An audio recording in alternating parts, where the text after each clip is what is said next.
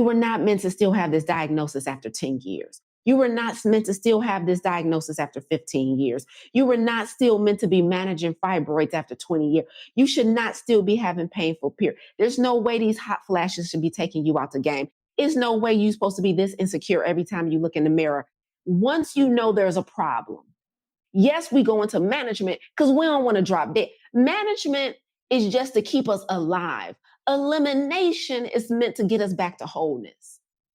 You're not supposed to be managing chronic stress, y'all. I'm not sure what happened that we thought we were supposed to manage problems that required bigger effort. You ain't got to be unhappy this long. You don't have to be sick this long.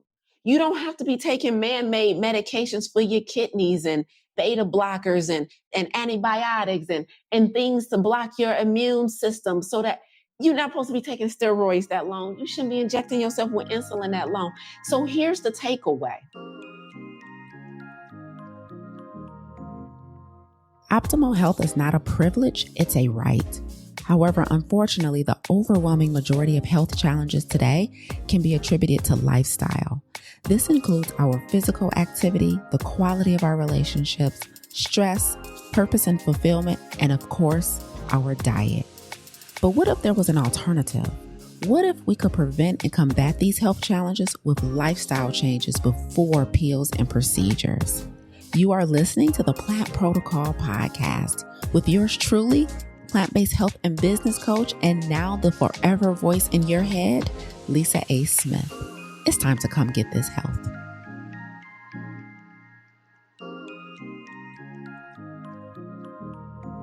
So happy to be here with you guys on today. I want to talk about what is compromised in your health and in your life when your health and stress is present in your life, when you're unhealthy and when stress is present in your life. I want to talk about what's compromised above and beyond just the things that we know to be true.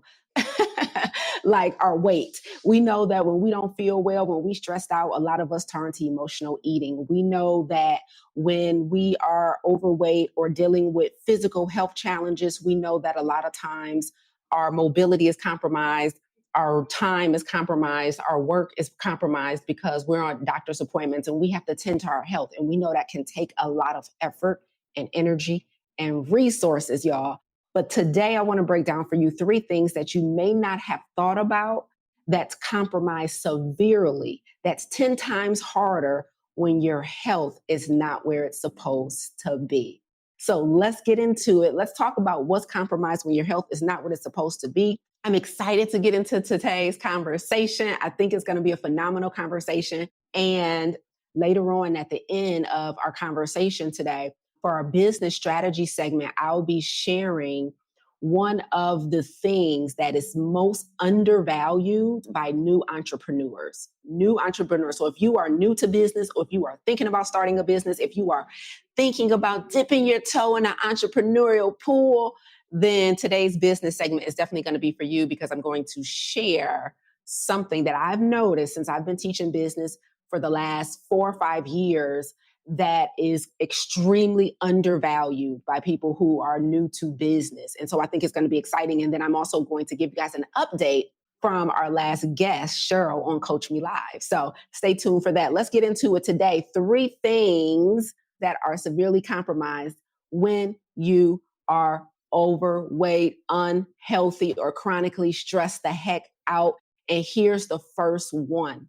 The first thing that's compromised is your decision making. So, y'all, I didn't know there was a biological reason behind this. I didn't know there was science behind decision making being compromised when you are stressed out, overwhelmed, physically unwell, because I just knew anecdotally. And I imagine many of you have experienced this as well. How many of you guys have experienced, like, when you're super tired, just like think of being tired, maybe exhaustion, right? Tired from work, tired from a long day, tired from a long month, tired from a long year, and you just tired.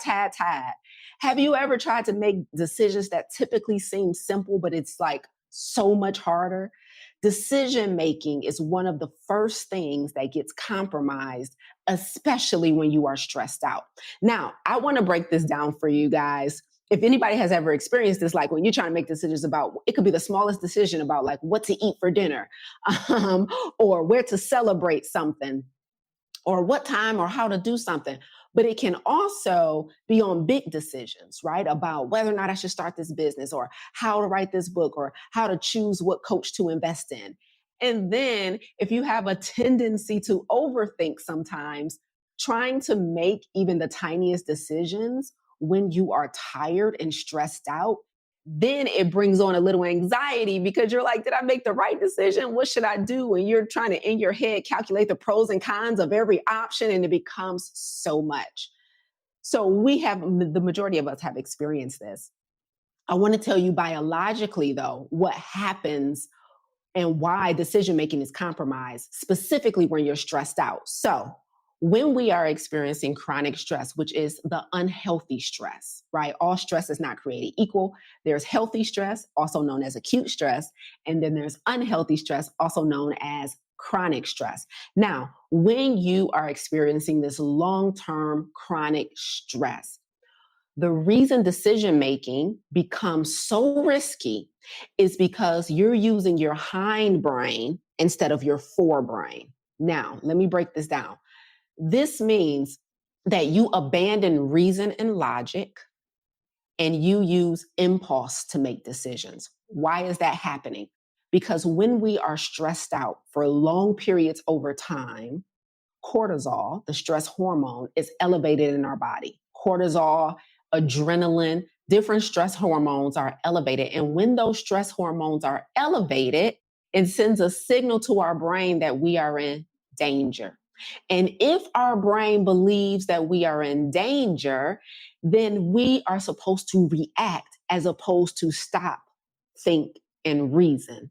But imagine you're not in physical danger, right? There's not an intruder. It's not a dog.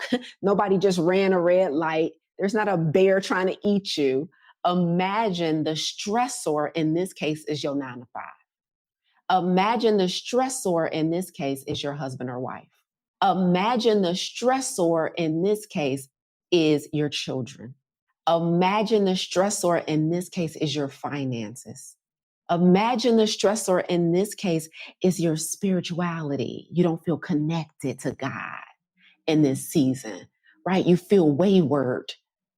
You feel out of place. You feel insecure. So imagine a thing that's stressing you out is not a physical threat, but your body is still reacting as if it's a physical threat. Does that make sense, everybody? So if your body is still reacting as if it's a physical threat, then those levels of cortisol and adrenaline are elevated. And when those levels of cortisol and adrenaline are elevated, guess what happens? You start using your hindbrain to react versus using your forebrain to make reasonable and logical decisions. So when you are stressed out, the first thing that's compromised and that becomes 10 times harder is decision making. That's the very first thing that's compromised when you are stressed out and unwell. And I'm sure you guys have experienced this, and I need you to understand this is one and the first reason why moving swiftly, moving with urgency to correct your health or the stress becomes so important, because your decision making can be compromised, and your decision can be compromised for a long time. So then you start losing confidence in yourself. You start losing confidence in your abilities because your decision making is happening from a biological reaction in your body to stress. Elevated levels of cortisol and adrenaline tells your brain we're in danger, which tells your brain to react as opposed to respond. So there's a biological reason behind decision making becoming so hard when you are overwhelmed. Okay. So that's the first thing that's compromised. Let's get into number 2. The second thing that's compromised that becomes 10 times harder. And listen, I can speak to this one from like personal experience. But the second thing that becomes 10 times harder when you are physically or unwell or stressed out, y'all, is creating. creation. Now, listen to me very closely. Those of you who feel like you're on assignment and you have something that you are being called to produce in the world, right? And it requires creative energy. I know for me, a lot of you guys know I'm in the midst of writing a book. I'm actually in the midst of writing two books right now. We're on the second stage of editing in my first book about radical obedience. And at the end of 2024, while I was finishing up the first draft, I had committed to writing every single day until the end of the year so that that first draft could be done by the end of 2024. And I noticed right away on the days where I had went to bed at a different time, a decent time the night before, on the days where everything was right with the world, right? There was no conflict anywhere. Things were going well. There weren't a bunch of fires to put out in the business, right? It was much easier to write on those days. I would wake up with a clear mind and I was able to sit down and I was able to pour into my project. And I imagine many of you who are in the midst of trying to create something, whether it's for an entrepreneurial endeavor or maybe just content for something on your job, you may be responsible for creating something on a weekly basis, on a monthly basis, reporting, whatever that is. I can tell you right now, it makes it so much easier. It makes it so much easier when you are healthy and when you are not stressed out. So creation becomes so much harder. Number one, let's speak to the physical health piece. If you have an issue with sugar and caffeine, right? If you have an issue with sugar and caffeine, and you're constantly consuming refined processed sugar, you're constantly consuming soda or coffee or caffeine, something that really compromises your ability to think clearly and causes all this hyperactivity in the brain, then you know firsthand what it means to probably have a crash in the middle of the day. Because when you eat a lot of sugar or a lot of caffeine, what usually happens is your energy spikes, everything spikes, and then in a couple hours, everything crashes. And I'm sure you guys have experienced this or somebody has experienced this. And what happens is when your blood sugar crashes from caffeine and sugar and a bunch of fast food and junk food with chemicals, then so does your energy. You become lethargic. The other thing that happens when you are consuming a lot of sugar and a lot of processed food and chemicals and food dyes and caffeine is that you also get brain fog. Now, you have brain fog constantly, but you also are trying to write. You also are an artist. You also need to create a project. You also have to problem solve at work. You also have to think of creative ideas to keep your team engaged on the job. Maybe there's extracurricular things that you're into. Maybe you're into ministry. Maybe you are on the leadership team of your sorority. Maybe you are an entrepreneur. Maybe you are an aspiring author. Maybe you are a singer, a dancer, or artist. Creation becomes 10 times harder when you are physically unhealthy or when you are stressed out. Because when you don't eat right, the brain fog compromises you. It is so hard to sit down and write. It is so hard to sit down and produce. It is so hard to come up with programming. Maybe you're putting on an event. It is so challenging to do those things if you're not thinking clearly, if you're not well rested, if your blood sugar is all over the place, all off the charts, right? It is so challenging to create. So it's challenging to create mentally, but then also, let's say you're overweight or you have some physical insecurities that really, really take up a lot of real estate in your mind. Like you're constantly thinking about what you look like, you're constantly thinking about how you appear to others. Imagine trying to get behind the camera and create behind the camera when you are dealing with physical insecurities, right? So your physical health, but then also how you eat, how you drink, how you sleep compromises your creativity. Why is this important? Because we talked about, if you were on last Monday for last Monday's Monday morning keynote, me and Coach Kiwi, we talked about the importance of having a spirit of excellence. And one of the things that has to happen if you are committed to showing up on your assignment in this world and having a transformation or a change in people's lives, one of the things that has to happen, that has to become non-negotiable, is that you execute with a spirit of excellence, right?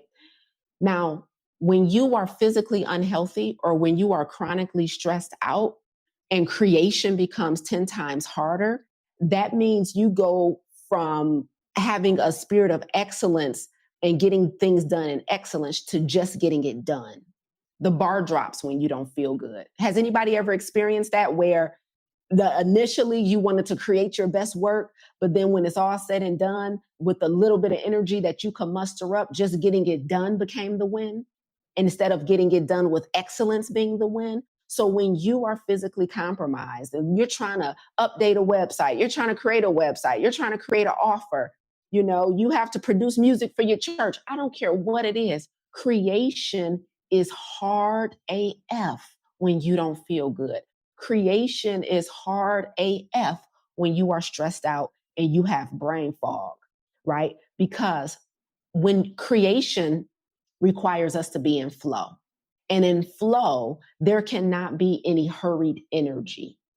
So doing things in flow means you're able to allow things, ideas, divine downloads to come to you on their own time, right? Being in flow means you're able to pause enough, long enough to allow things to be divinely downloaded into you and then you produce from that place. Like I know I produce some of my best ideas when I'm either in the gym or in meditation. Some of my best ideas come from working out and being in meditation. It is the stillness. It is the focus on something that allows creativity to become available to me.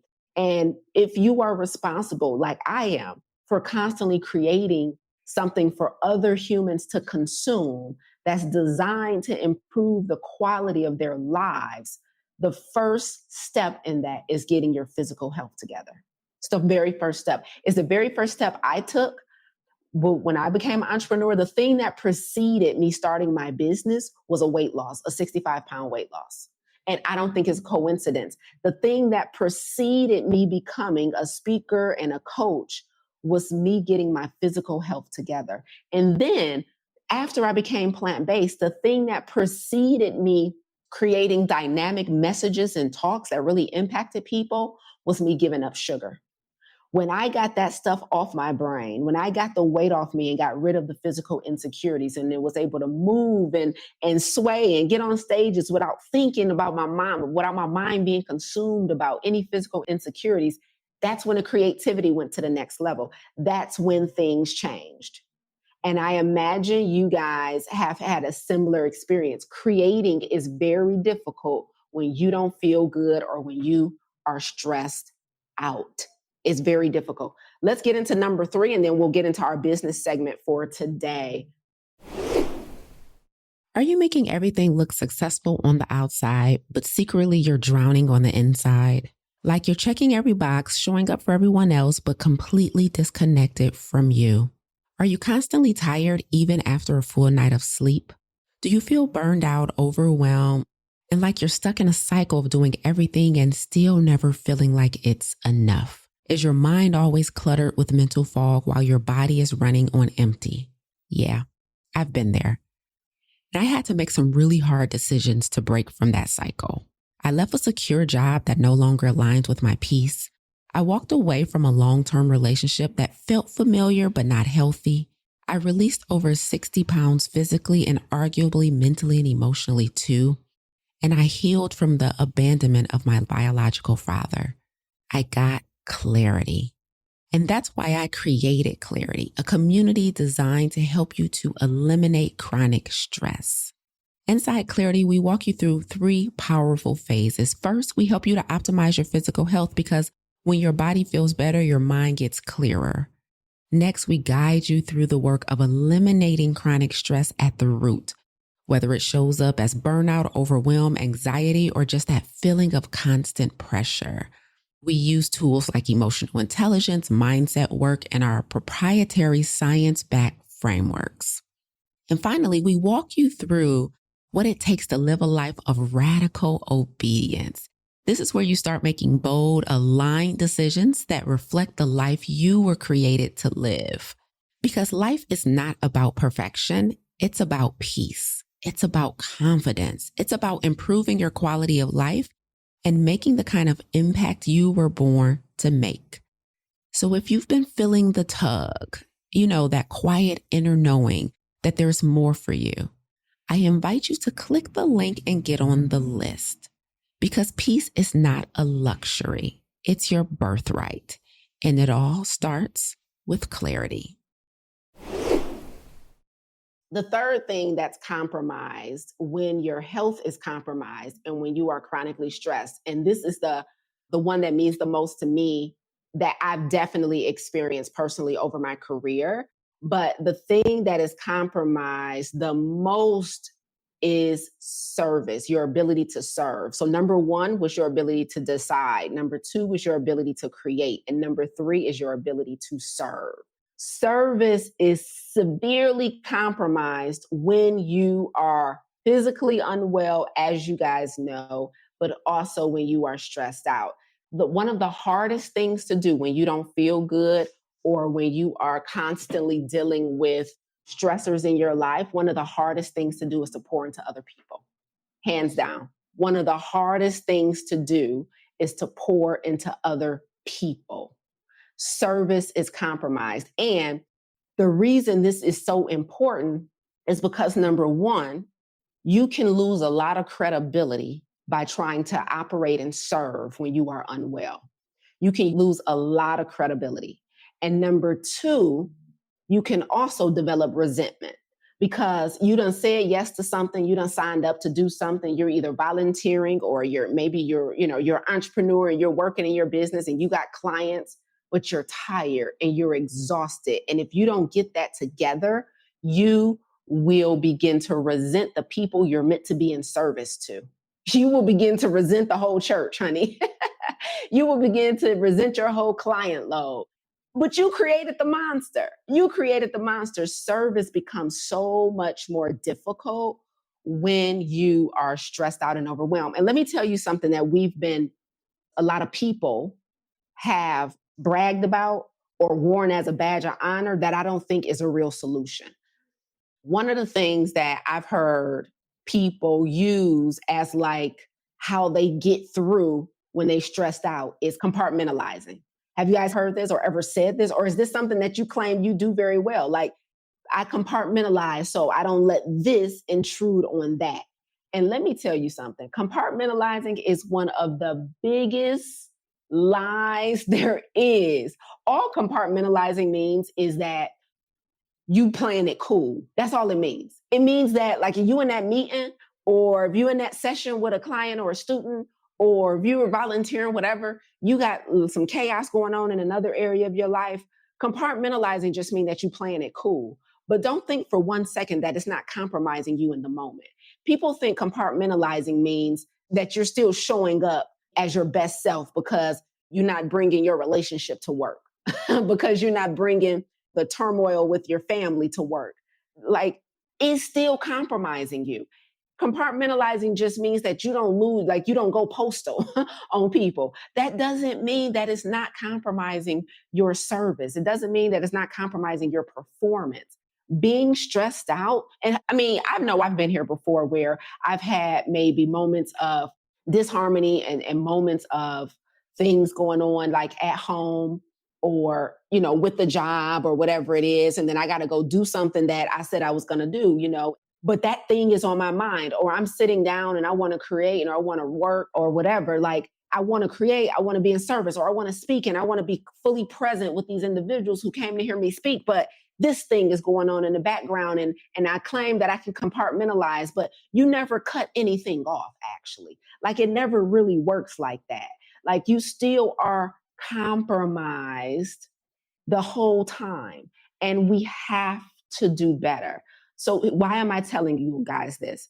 Number one, when you are unhealthy or when you are unwell, I need you to understand that more is compromised than just your longevity, more is compromised than just your health, more is compromised than just whether or not you're going to be on medications, whether or not, like, it's more is compromised when you're unhealthy and when you're stressed out.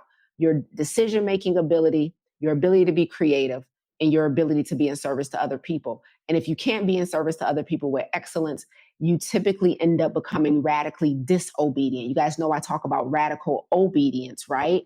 This is the concept of doing what you're being called to do despite the presence of fear and uncertainty.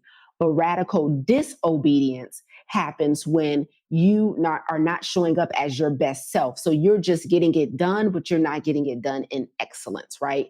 And that is not where you don't want to create something from a place of average, a spirit of average, just because you're tired all the time. Like you want to do your best. You literally just don't have the energy.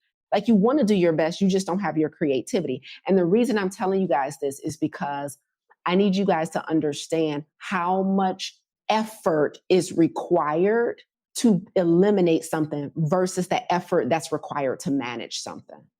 If you guys understood, first and foremost, everything that was compromised when you were overweight or on medications or dealing with chronic pain, if you realize that, dang, my decision making is going to be compromised, my creativity is compromised, and my ability to serve is compromised, when you understand everything that's compromised, my hope is that you will put more effort into eliminating the disease versus managing the disease.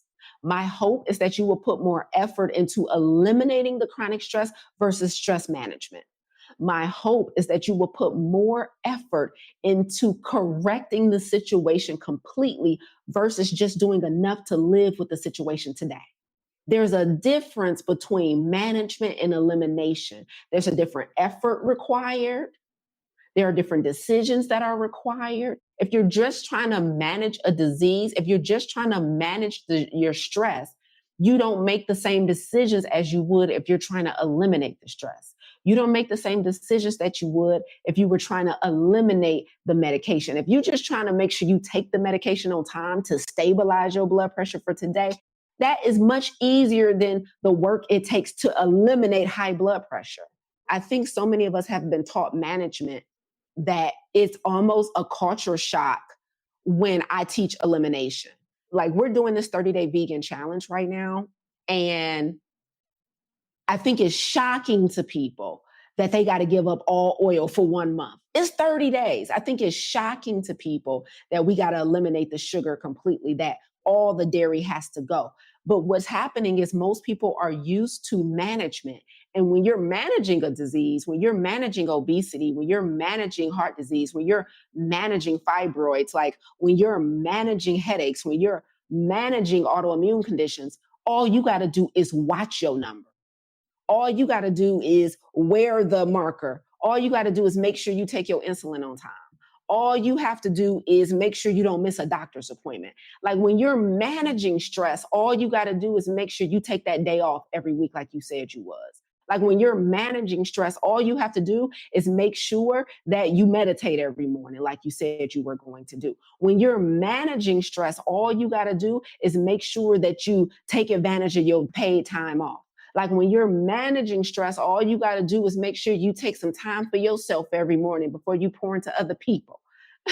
Those are stress management techniques. That has nothing to do with doing the harder work of working on the marriage that has been broken for years. That has nothing to do with doing the harder work of creating an exit strategy out of the 9 to 5 that no longer fulfills you. That has nothing to do with doing the harder work of getting at least a 30-day vegan challenge so you can once and for all stop taking statins for high cholesterol. It's much easier to manage something than it is to eliminate it. But I need you guys to know that your management techniques were only meant to be temporary. When you got diagnosed with type 2 diabetes, you should have went straight into management, yes. But then you should have after that, you should have went into elimination. You were not meant to still have this diagnosis after 10 years. You were not meant to still have this diagnosis after 15 years. You were not still meant to be managing fibroids after 20 years. You should not still be having painful periods. There's no way these hot flashes should be taking you out the game. There's no way you're supposed to be this insecure every time you look in the mirror. Once you know there's a problem, once you come to terms with this marriage needs work, once you come to terms with my business needs work, once you come to terms with my health needs some attention, yes, we go into management because we don't want to drop dead. Management is just to keep us alive. Elimination is meant to get us back to wholeness. You're not supposed to be managing chronic stress, y'all. I'm not sure what happened that we thought we were supposed to manage problems that required bigger effort. You ain't got to be unhappy this long. You don't have to be sick this long. You don't have to be taking man-made medications for your kidneys and beta blockers and antibiotics and things to block your immune system so that you're not supposed to be taking steroids that long. You shouldn't be injecting yourself with insulin that long. So here's the takeaway. I need you guys to understand that there's more than your personal longevity. There's more than your how you feel every day that's compromised when you are unhealthy and stressed out. If you've been managing stress, if you've been managing disease for years, guess what else has been compromised for years? Your decision-making ability, your creativity, and your ability to serve. As long as you only commit to management and not elimination, you are going to be compromised in a bunch of areas. How dare you sit down and write us a mediocre book? How dare you sit down and create a mediocre coaching program? How dare you sit down and create a mediocre plan for them kids at that school that you volunteer with just because you too tired, you too sick, and you too stressed out? How dare you create mediocre work because you're refusing to make tougher decisions? What is going on? Enough is enough. Our people, the people that we're in service to, they deserve to get the best version of us. Make the tougher decision and let the sugar go. Make the tougher decision and start exercising. Make the tougher decision and figure out how to cook with no oil. It's not that hard. It can't be that hard because your decision making been bad for years. There's no way we can go another year with bad decision making. There's no way we can go another year with no creativity. It's no way. It's just no way. We got to do something better. We got to make better decisions, y'all. Okay, so let's get into our business segment. I hope this was helpful for you guys today. Things that are 10 times harder when you are unwell and stressed out. And the takeaway is that activation energy that's required to eliminate this stuff is way more than the activation energy that's required to manage the stuff. I've only been taught management techniques by my doctor. I've only been taught management techniques by watching my family and my friends. I've just watched people push through at jobs they hate, and I didn't know that an exit strategy was an option. So now Coach Lisa is giving you permission to eliminate things versus management. It's not your fault up until this point. You've only been taught management. You've only been modeled management. You've watched people stay in circumstances that were not in service to them because they thought it was the right thing to do. It's what they were taught to do. It's what their religion has taught them to do. It's whatever construct they've committed to that has taught them to just manage this and just push through and just try and stay strong and just cry in the dark and cry in your car and then go in the house and be strong. But I'm telling you right now, there's other options. There's other options. Okay? Okay, let's get into our BS segment and get up out of here. Business strategy. Listen to me very closely. So here's what I have for our business segment today. I want to talk about one of the most undervalued components to business that a lot of new entrepreneurs don't pay as much attention to as they need to. So I've been in business since 2015. And one of the things that I've learned hands down is that one of the things that can never be dropped in your business, one of the balls that can never be dropped in your business is marketing. As a seasoned entrepreneur, as a new entrepreneur, one of the things that is the most undervalued in business is marketing. And the reason I want to talk about this is because it's also one of the things that scares the heck out of people. It's also one of the things that actually causes a lot of people to run away from their business. Like, we have these business ideas and we're excited about it and we got stuff we want to sell and we got a way we want to serve and we want to be a speaker on stage and, you know, we want to sell products and we want to run programs and we want to do all these phenomenal things, right? But listen to me, if you are a current or an aspiring entrepreneur, the thing that I have noticed since I've been teaching business, that a lot of entrepreneurs severely undervalue is marketing. Marketing is making sure people know you exist. Marketing is making sure that the prospects, i.e., the future customers, i.e., the people you decided to serve, know that your product and your service exists. That means that you have to show up somewhere on a consistent basis to market what you do. Now, there are a multitude of types of marketing, right? And many of you experience this with us, right? Here at the Plant Protocol. So we do email marketing. A lot of you guys are on this live right now because you received an email, right? That is me marketing what I do. Hey, I'm currently live on YouTube giving away some value. Come check it out. You click the link, voila, here you are. Okay. So email marketing is one form of marketing. Then, of course, you guys know social media marketing is another form of marketing. Hey, follow me on Instagram. Hey, follow me on TikTok. Hey, check me out on LinkedIn. Hey, subscribe to my channel on YouTube. Social media marketing. You guys watch clips. You guys watch videos. You guys listen to lives. Social media marketing is another way of marketing. Podcasting is a way of marketing. You have paid marketing. That's when you spend money to advertise. You have organic marketing. That is when you don't spend money to advertise. I don't care how you do it, but listen to me very closely. Marketing cannot falter in your business. Sometimes we spend so much time on creating the product or service, and we're so consumed with what happens after you get the customer that you don't put enough work, energy, effort, and resources into getting the customer. Now, I understand this is challenging partially because a lot of us come from 9-to-5s. And when you come from a 9-to-5, all you had to do, depending on what role you held in your 9-to-5, was do your part in delivering the end result to the customer, but you weren't necessarily responsible for getting the customer. But did you know that every company you work for has a marketing department? Every company that you work for is responsible for telling people that they exist. And here's what's crazy.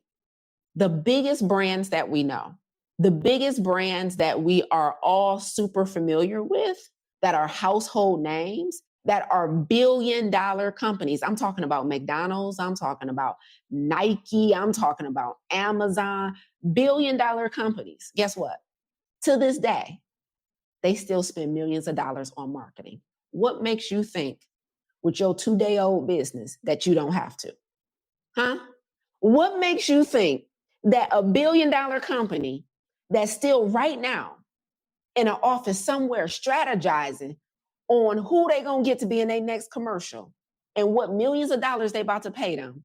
What makes you think that you, with your 30-minute old business, I'm talking to myself too, compared to McDonald's, my business 30 minutes old. What makes me think I can go a whole week, a whole month without marketing? Guys, if you're new to business, if you're seasoned in business, what makes you think you can just abandon your social media page? What makes you think you could just abandon your podcast? Why? What makes you think you could just let your email list go cold? What makes you think you don't have to get out here and talk to people? And what makes you think you don't need business cards and flyers or billboards or whatever? What makes you think you don't need to learn how to run Facebook ads if you're going to do paid marketing? What makes you think you about to go create the best cupcake? What makes you think you about to go create the best workout plan? What makes you think you about to go create the best coaching program? What makes you think you about to write the baddest book and you ain't got to tell nobody about it?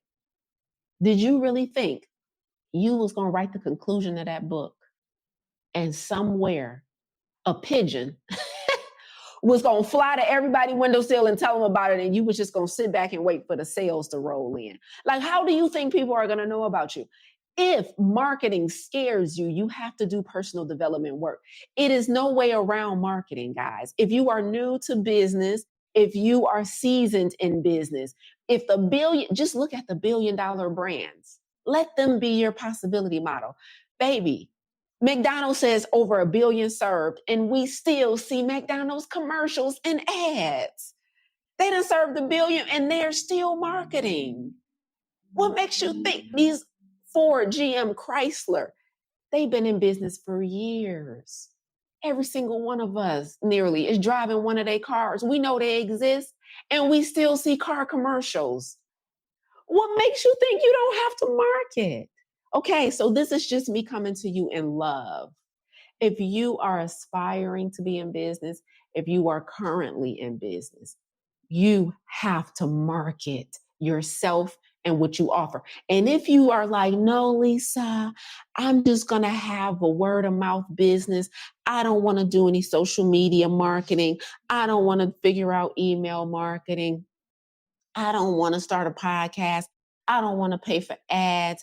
I don't want to pay for billboards. I don't want to go to events and tell people about what I do. I'm too shy. I belong behind the scenes. I don't like the sound of my voice. I don't like the look of myself on camera. I don't like the fact that people comment on social media and I don't like what they say sometimes. I don't feel like I know what I'm talking about. Let me tell you something. Just go fill out an application then. Just go fill out an application. Shut the whole thing right now. Shut it all down right now and go update your Indeed.com profile. You are cut out for a 9 to 5. It's okay. And there's no shame in it. But if you are refusing to, if you're like, no, I'm just like, people are just going to tell people about me. Who? Who going to tell who about you? You ain't told nobody about you. How? How is somebody going to tell people about you when you ain't told nobody about you? If you are refusing to market something that you want to sell, your next plan of action is to update your profile on Indeed.com, on Monster.com.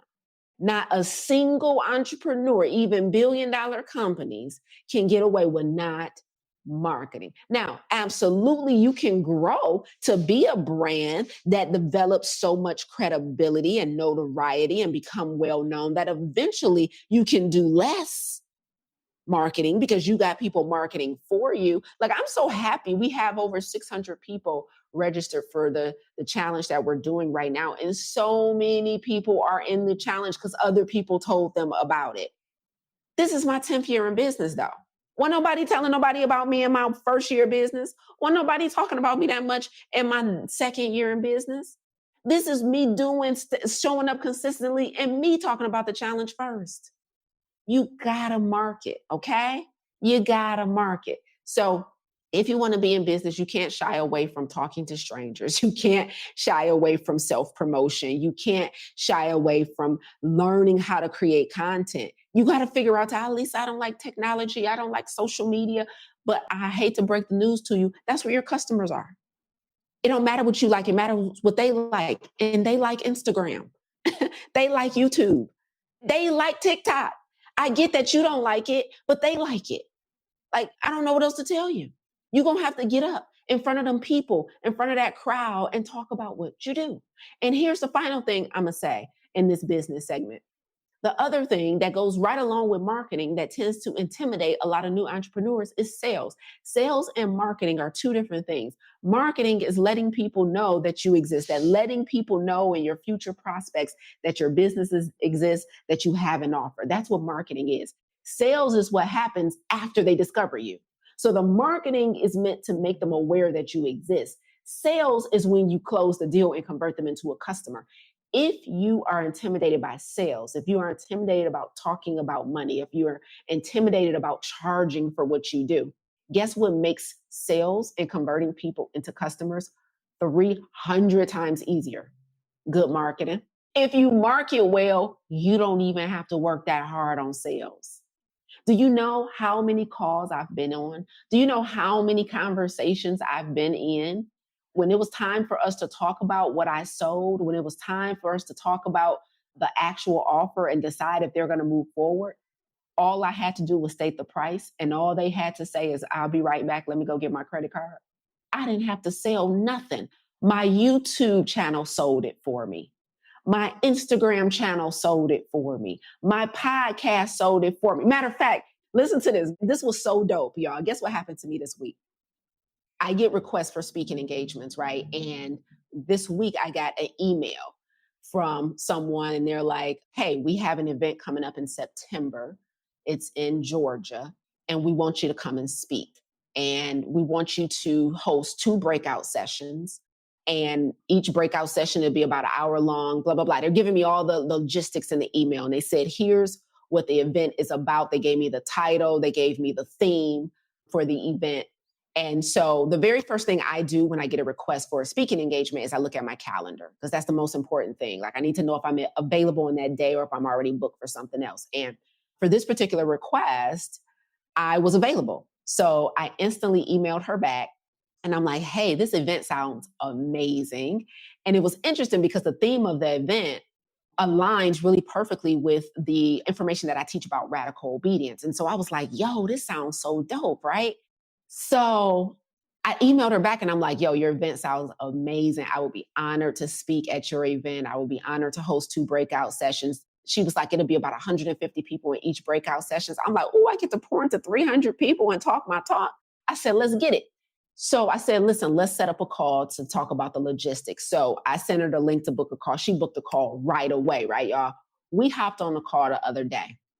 And first thing she said when we got on the call is she said, wait. Before we get into talking about the event, I just need to fan out for a minute. She said, I've been listening to you. I've been listening to your content. And I'm just like, I've listened to the podcast religiously and I love it. I love you. I love it. She's like, I just need to be a fan for 1 second. And I said, go for it, right? And she just loved on me for a second. And it was a beautiful thing. But that's not the best part of the story. So we're talking about the event and we're going through all the logistics and all that stuff. And we're doing all that stuff. And she's like, what's your rate? And I tell her my rate. And I said, what's your budget? and her budget and my rate weren't the same number, right? Her budget was lower than my rate, right? And she was like, but I love you so much. And I think that the message that you deliver is exactly what this group of women needs to hear. She said, I don't care if I have to come out of my own pocket, that I'm going to get you. We're going to work on getting you your rate. I said, wow, that's not even the best part of the story, y'all. That's not even the best part of the story. Then she said, she was telling me, I was asking her questions. I have a series of questions that I ask people when they want me to speak so I can be crystal clear on the outcome that they're looking for their audience, right? So I'm going through my questions and I'm like, I want to make sure I'm clear on the takeaways you want for the women at this conference, right? Then she said, there are 2 podcast episodes that I think will be the most impactful for the women at this conference. She said, Lisa, it was the episode where you talked about that was entitled How I Disown Average and Adopt a Spirit of Excellence. And there was another podcast episode where you talked about, I had to lean back in my seat and cross my legs. I said, does sis just come on here and rattle off the specific podcast episodes that had the message in it that she wants me to deliver to her people? Now, let me ask you guys this. Do you think I had to do any selling on that call? Or did all my marketing do it for me? I need y'all to understand, all I do every day is get up and market. You either gonna get a video from me, a short from me, you're gonna get a podcast from me, you're gonna get an email from me, you're gonna be in live class from me, you're gonna get an invitation to join our challenge from me. Let's be clear, all my marketing, I'm not always marketing something in exchange for money. Our challenge is free. This YouTube every Monday is free. My clips on Instagram are free. I actually market more free stuff than I do paid stuff. But guess what? It's still selling for me. Oh my God, I just don't understand. I need y'all to get it. Did you hear me say that when we got on the call, she was already a fan? She knew who I was. I was not aware who she was. She had been listening to me. She had an event coming up. She was the organizer and the planner of the event. She's a decision maker at the event. She gets to decide who speaks in front of the event. She gets to decide who she's going to put in front of hundreds of people. And because she had been consuming me, she decided on me. And because she was such a fan, see, I didn't market myself for this event. I didn't know anything about the conference before it was told to me through an email. So I didn't pitch myself for this opportunity. She pitched me for that opportunity. When you market yourself in your business, opportunities come to you. And if sales are intimidating for you, You ain't even got to sell if your marketing is good. So the business tip for today, to conclude our business segment, is entrepreneurs, current and aspiring. I need you to understand that a business cannot stand on two legs. And a third leg of the business, this is a third-legged table that helps a business stand up. You have operations, you have fulfillment, and you have sales and marketing. Those are the three pillars that keeps a business running. You cannot have a good product or service and have no channels, no avenues, and no strategies for which you market them. Humans can stand on two legs. Businesses need three. Business needs operations, businesses needs fulfillment, and businesses need sales and marketing. Only humans can walk on two legs. Businesses cannot. You cannot do all the work behind the scenes, creating the product, creating the service, and you're not doing anything on the front of the scenes to let people know it exists. Your business is a three-legged being. Does that make sense? Let's get up out of here. I got two things to tell you guys. First of all, I got to give you guys an update on Cheryl. Now, if you were on here 2 weeks ago, you know we had a guest for our Coach Me Live segment. And our Coach Me Live segment is where I invite one of you guys on live with me. And for free, I am willing to coach you through a challenge that you're having in your health or your business. And Cheryl said, yes, Lisa, I want to be coached live by you. And so Cheryl came on. And she talked to us about, she was dealing with some stress, and she was talking to us about how she really has a passion to leave her 9-to-5 and start her own tax business, but she was really struggling on getting that done. And so I was able to coach her through that. And as I tell you guys that the fee for free, if you want me to coach you live, the fee for that is that you have to go out and take action. And so, guys, Cheryl did just that. And I want to update you on what Cheryl has done since she came on Coach Me Live, just so you guys can know. Because I told Cheryl, I said, you guys were on. I said, email me in 7 days and let me know what you did. And she did. So let me read a little bit of Cheryl's email so you guys will know that she didn't take that complimentary coaching session for granted and she got to work. So she said, I did research on a few courses and came down to 2. I started a free trial with one to explore their platform and compare the content before I made a final decision. And in the email that she sent to me, she included a picture of her enrollment into the course, y'all. So one of the things that Cheryl needed to do was get some continuing education to prepare her to take her exam to become licensed or certified or whatever the terminology is in tax preparation. So I'm happy to report that since our live coaching session, Cheryl has went out and enrolled in her test preparation course. And then one of the other things that I told Cheryl to do during that segment was to start preparing to teach her own class on taxes and start getting her reps in with teaching this information. Well, I am also happy to report to you guys that Cheryl said for the masterclass, I have been drafting my ideas and I'm still building it out. I'm leaning towards a 4-part series that allows me to grow as I go, starting with what I know now and expanding each part as I build my mastery while I'm studying for the exam. She said the first session will focus on understanding the W-4 form and paycheck withholdings. I feel it starts there, and it's an area I see a lot of confusion around. And then, guys, she attached an outline of the first session and her ideas for sessions 2 and 4 in her masterclass series. Y'all give Cheryl a round of applause. She came on here, honey, and she got that complimentary coaching session. I gave her some to-dos, and she went out and done. You hear me? So she is registered for her pre-licensing exam, and she is also completing her outline to teach her 4-part series, y'all. So I love it. I'm so happy. I'm so happy. This has been phenomenal. Guys, I hope this helped you guys today. Until then, take care of yourselves and stay radically obedient.